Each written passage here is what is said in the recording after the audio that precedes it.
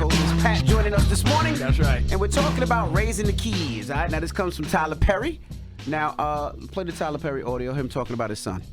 He was really rude to the nanny and was in the room in the bathroom arguing, and Galila calls me and I go in and I get down to his level and I'm talking to him eye to eye. I'm like, listen, what are you doing? We don't behave this way. You don't do this. This is unacceptable. You're not going to disrespect her. You're not going to disrespect your mom. You're going to do what they say to do. And do you understand? And he's just crying. He goes, yes, Papa, yes, Papa. But as he's crying and I'm down on his level, I'm trying to hold my tears. So I get up and I leave out of the room. Galila says, you okay? Because nobody talked to me as a 5-year-old like that. Nobody had a conversation with me. Nobody talked to me like a person. So here I am having an opportunity to heal my little boy self by talking to my son like a person. It's a beautiful moment. So we're asking 800-585-1051. We're talking about raising your kids. How do you raise your kids? We start with you, Miss Pat. Miss Pat, do you pop your kids? Did you? I raise my kids according to how they daddy pay child support. What that mean? He don't pay, you get up a cup. I'm just bullshit. We know you just playing. I don't whoop them anymore. My husband do a lot of talking because, we out of that era of beating our kids because that come from our ancestors and stuff. So I do a lot of talk. I do a lot of cussing them out. Right. And then every now and then them wrong words slip out my mouth, and my daughter upstairs, who never come out of her room, come out and say, no, you can't say that. So, but yeah, I think in my family, I think we do good cop, bad cop. Like I'm usually the bad cop. I'm like you. I'm gonna cuss you out. I'm gonna yell at you, and then my wife is the one that talks to them, and then we all come in the room, and then daddy usually apologize for cursing. Now I don't apologize for cursing. You gotta apologize to your kids when you do something wrong. When you're wrong, I be apologizing when I say the B word by mistake. I get a little upset. Yeah. Oh. Bitch. Yeah, I ain't never cursing my kids. I say goddamn. I say that's cursing. That's a curse in my family. Goddamn is not one. cursing. There's certain words we don't use in the house. Like we don't use fat in our house. We don't use goddamn in our house. You don't use fat? No. Because ain't nobody fat, Miss Pat. No, it's not that, but we just don't use the word fat. It's a mean word. We just don't use the word in the house. Fat is not a mean word. Don't you want a fat steak? Don't you want your wife to have a fat ass? How is fat a mean word? I'm sitting here. You gonna tell me I'm mean envy? It depends how I would say it. Like you say, man, shut your fat ass up. Well, that's sweet. You don't use fat in your house either. Depends what we talking about. Just depends. When did fat become a mean word? Because you don't want to be like that fat ass kid or fat kid or fat. Yeah, I wouldn't say that. Yeah, me and my husband almost got a divorce one time. I said, look, you can go ahead and leave, but you're going to take your fat ass kid with you because I don't get enough food stamp for them. So I already got my own kids and they thinner. So you take your... The most offensive thing about that is that you saying that they his kids like they not yours too. That's more offensive. Not doing a divorce. They his kid. I had them for him. I had already had to by a dude that wasn't here know nothing. But I do feel Tyler Perry though, man, because I always feel bad after I yell at my kids. Like I literally went to bed last night and woke up this morning feeling like a bad parent because I feel like I can be short-tempered with a couple of my kids. I am too, yeah. You know what I'm saying? Like, how many you got? 4. I got a 14-year-old, a 7-year-old, a 4-year-old, and a 1-year-old. And the 4-year-old and the 1-year-old fine. It's that the 14 is a teenager, so that's going to be difficult. And then the 7-year-old, she one of them just independent 7-year-olds. You know what I'm saying? So raising kids is difficult, especially when they're not listening. And they talk to me in ways I would never think to talk to my parents or my grandparents or aunts or nobody. And I threatened my 7-year-old with that. I said, boy, you wouldn't have made it in the 90s. You wouldn't have made it in the 90s. What did she say back? She don't know about no damn 90s. You know what I mean? I have a 10-year-old like that. Yeah? She be talking mad crap, and I be like, she's like, you guys are my parents. Cause my niece ran off and left, she smoked crack. And I be want to show her birth certificate so bad when she acting up. And when the kid's smart, it's different. Like I told my 7-year-old, like, all right, you ain't going next door to the neighbor house because they the same age, they in the same grade, and they friends, right? I'm like, that's cut out. You're not going there next week. I don't care. I'm gonna see her in class anyway. God damn it. And I ain't got no rebuttal for that. You say that. You ain't going to school. Yeah, exactly. You know what I'm saying? I'm gonna put your eyes out so you can't see them.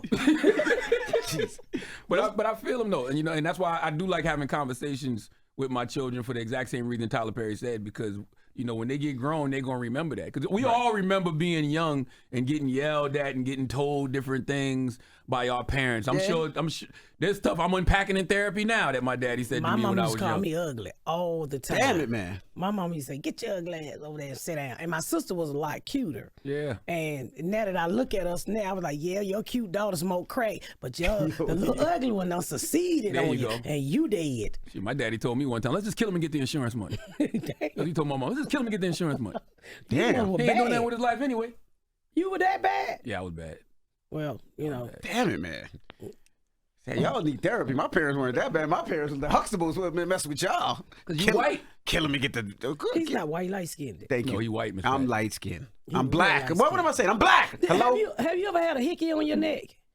That probably would kill you. Hello, good Right morning. over there. Yo, what's up? What's your name, bro? It's Chuck from Connecticut. What's Chuck. up, Chuck from Connecticut? We're talking about raising our kids, man. How you raise your kids, bro? I'm a big yeller. I stay in the house. It's just me, my wife, my 2 daughters, and I yell. I mean, like Charlamagne says, sometimes I feel bad, but they probably do something right after that to make you yell again. I know, man. It's so hard, man. Especially when you got girls or boys. I got girls. See, I want something, but he not with. That's what make you feel even worse when you got girls and you got to yell at them. Oh Lord! See, but it's the two youngest ones, right? They play together all day long and then they fight like a married couple, and that's what I be screaming at them, and they be mad at each other, and then at night they got to sleep in the same bed, they got to sleep in the same room. So it be pissing me off. I'm like, y'all gonna be friends later on anyway, so stop it. But they just don't. Shout out to Jackson in Brooklyn. I'm sure they're in the car listening. Hello, who's this? This is Bree. Hey, Bree. We're talking about disciplining and raising children. What's your approach? How you handle it? So, first of all, good morning, everyone. Good morning. So, I was not disciplined as a child. My mother never spanked me. She never beat me or anything. But I do notice that with my child, he's a little bit more hard-headed than I was. So, I do have to discipline a little bit more with him than my mom did with me. But what I've noticed is when I have conversations with people who were spanked as a child or heavily disciplined, they're very disciplined as adults. And I notice I do lack a little bit of discipline. And I feel like it's because I wasn't heavily disciplined when I grew up. Interesting. That's an interesting take. Yeah. What do you mean when you say you lack discipline? So aside from my ADHD, it's just kind of like if I don't want to do something, I'm not going to do it. And when it comes to schoolwork, I have to like really force myself to do the things I'm supposed to do. When it comes to work, I really have to force myself to do the things that I'm supposed to do. And I just feel like in a social setting as well, it's just kind of like I do what I want to do. See, that's the scariest thing, though, because a lot of things you probably got disciplined for. Well, you didn't get disciplined when you was young, but if you did, it would probably have to do with the fact you had ADHD, and that's what I worry about. You don't know what type of issues your child might be dealing with that haven't showcased themselves yet. You know what I mean? That you might be punishing them for. You know, I just found out my dog got ADHD and he won't go sleep at night. Your dog? Your dog? Mm-hmm. Oh, okay. Thank you, Mama. How you know your dog got ADHD? He be up all night. We can put him to sleep? Don't say that. No, I didn't mean like that. What are y'all talking about on this People radio? gonna come get you, Charlamagne. Don't do that. Don't do that. Don't do that. 800-585-1051. We're sick talking of about him. how you discipline your kids. Oh, my goodness. This is The Breakfast Club. Good morning. I feel him, man. But you know another thing? I was scared of my dad. My dad is 6'3", 6'4", retired police officer, ex-military. I was always scared of him. So I never wanted to do nothing because I never wanted to have a problem with him. Ain't none of my daughters scared of me, and I don't want them to be scared of me because I don't want to raise out of fear. Well, nobody's you know what I mean? scared of I you want to anyway. raise out of love. That's something you learn in therapy too, though. You learn that, you know, a lot of times our parents raised us out of fear, and their fear was, especially with my dad, he didn't want me to turn out the way he didn't want me to make the same mistakes that he did. You know, even though I still made them anyway, except for like, you know, using hard drugs. But he didn't want me to make the same mistakes that he made. And mine was the same. My dad was a cop in New York City at the time, and he worked in the Bronx and on the train. So he's seen things from a different place that I've seen him from. And it was the crack era. So he wanted me to stay away from that. So he was going to do whatever it take to make sure I wasn't going to go down that lane. He parented out of fear. Yeah. I did too, especially because I had my first child at 14, and I think I parented out of fear with my daughter. I was like, don't you ever touch no boy. Don't you ever talk to no boy. They horrible. Then she ended up being gay. And then sometimes I'd be like, did I preach my daughter into being gay? Oh, that's why you said that. That makes sense, I scared though. the ding-a-ling out of her. You scared the love for D out of her. No, that makes sense. I did, because it was all about, because I was in such a bad relationship with her daddy, and she saw her daddy beat me. And I'm not saying that, you know, that's why, but I think that has a lot to do with it. Probably did. No, you Beatings, could be and she right. saw her daddy shoot me, and she was like, nah, I'm going to go on here with the girls. We just scratch each other. Even though I do think that, you know, you are born you know. Oh, my daughter you born definitely gay. was born. Yeah, but My daughter was born gay Yeah. with a gay hat on and a jumpsuit. She had on one of them little overall suits. Yeah. She came out the womb with it on with a painter's brush. Damn. She was, what's that little painter name? Napoleon? What's the little Ooh, painter? which one? Picasso? It's a bunch of them. Picasso. Oh. She Picasso gay. Hello, who's this? Hi, everybody. Hey. So I can't be honest with my name because of this topic. Y'all not calling CPS on me. But take us on Bluetooth. Wait. You got us on Bluetooth for speaker, mama? I know you're in my ear. You guys. You got to take it out because you sound crazy. You got to take it out so we can hear you clearly. Okay, do I sound better? Yes, and we know your real name. We got call ID, but we ain't going to say it, so don't worry, unless you do something wow. All right, so boom, we're going to say my name is Charlamagne Taisha Brown. All right, we're going to use Tamisha Brown. All right, so to be totally honest, my mother is a single mother with 4 kids, and she beat the brakes off of us. I have a son right now, and I'm not going to sit up here and say I beat him OD. I don't. But am I going to light his little leg up? Yes. Am I going to light the top of that foot up? Yes, I am, because you're not going to disrespect me today. So essentially, I don't feel like disciplining your kids is a bad thing. I was raised off of discipline. I can say that I'm a good person. I have a lot going on for myself, but I believe in discipline popping. I do believe in that. What's your weapon of choice when you discipline? Right now, my hands. I have these spider web hands, and it's gonna hurt you. Oh yeah, mama backhands used to be no joke. She sound like a fly squatter mama. Like, wow. The fly squatter. Hit him with the fly squatter. With the fly stuck on it. Oh. Now we have Christina on the line. Christina, good morning. Hi, how are you? Now you're a school counselor, correct? Yes. Now talk to us about traumatizing these kids out here. So earlier I heard in the conversation you guys say, oh, how traumatizing can yelling be? It can be very traumatizing. That can stay with a child for their whole life. And I also heard, I think it was Charlamagne say, there's no guide in raising these kids. Charlamagne, there are literally hundreds of thousands of books out there on raising kids, parenting guides.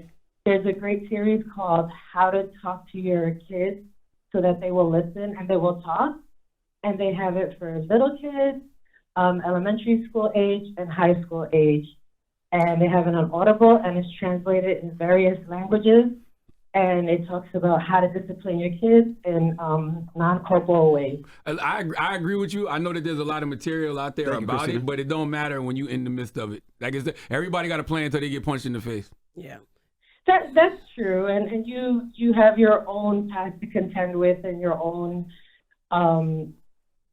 methods of raising your children. But when you do have some calm time and downtime, it wouldn't hurt to Google some new methods for next time to keep things de-escalated. Oh, I agree with you. And teach your children how to talk to others in the world.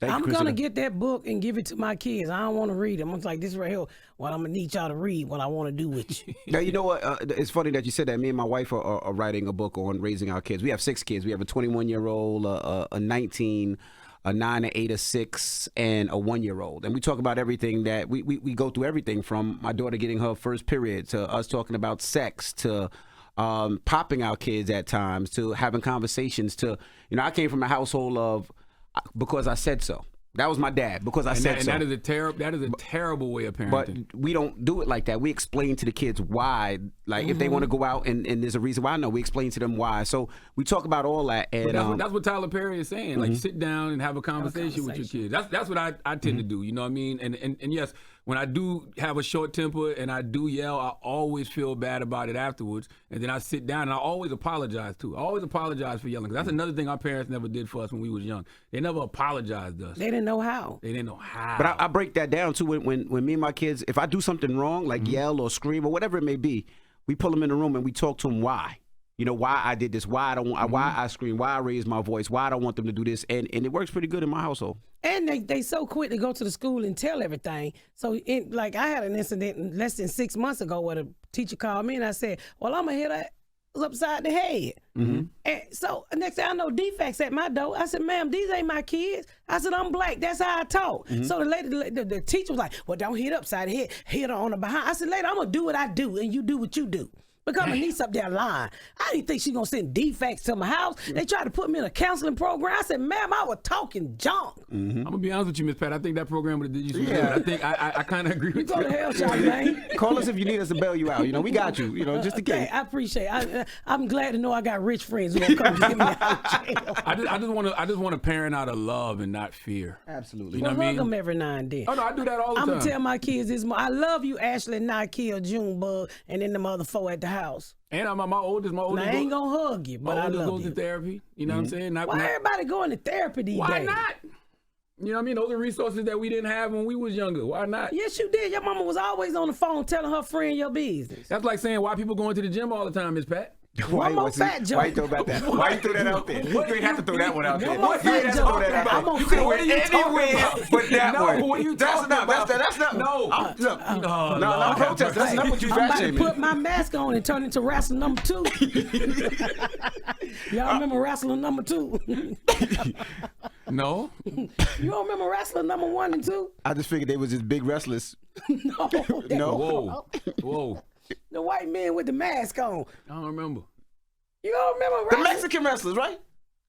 They had names. I remember Andre the Giant. No, wrestler number And 1 and 2. Rikishi. They had on a mask. I don't Google remember. them. 2 white men. I will. All right. Yeah, they were good for the thick and folk. Okay. That's All what I'm right. gonna do to you. When we come back, we got your rumor report. We got to talk about Puff. He's trying to buy maybe BET. We'll tell you about it when we come back. Work for Puff. It's the Breakfast Club. Good morning. Wake that ass up early in the morning. The Breakfast Club.